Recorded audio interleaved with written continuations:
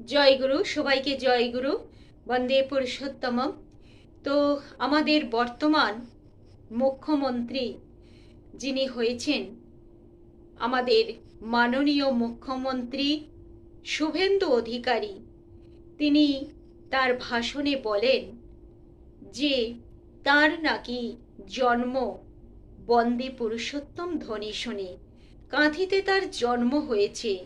সেই নিকুঞ্জ বিহারী মিশ্রের বাড়িতে একটি মন্দির ছিল, আমাদের শ্রী শ্রী ঠাকুর অনুকূলচন্দ্রের আশ্রম, সেখানে ওনার জন্ম 1970 সালে।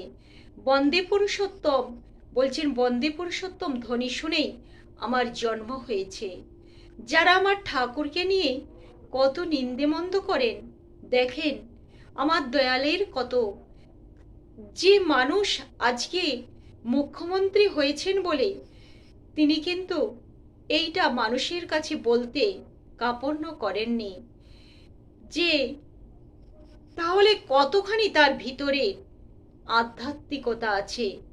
তিনি যে ধনী, যে গুরুর নাম শুনে তার জন্ম হয়েছে, তিনি বড় হয়েছেন, সে কথা মানুষের কাছে বলতে তিনি দ্বিধাদ্বন্দ্ব করেননি। এই তো শিক্ষা, তাই তো তিনি আজকে এতখানি উঁচুতে উঠতে পেরেছেন। তার পারিবারিক শিক্ষাটাই এমন ছিল, আধ্যাত্মিকতায় মোড়া। আমার ঠাকুর যে বলেছেন না, যে উৎসে নদী থাকলে তার সে কিন্তু বড় হয়ই হয়, তার সেই ভিতর থেকেই এক ঠেলে বেরোয় সেই যত তার মধ্যে মানে বড় হওয়ার সেই যে আকুতি, সেটা কিন্তু একদিন মানুষের কাছে ফুটে বেরোয়।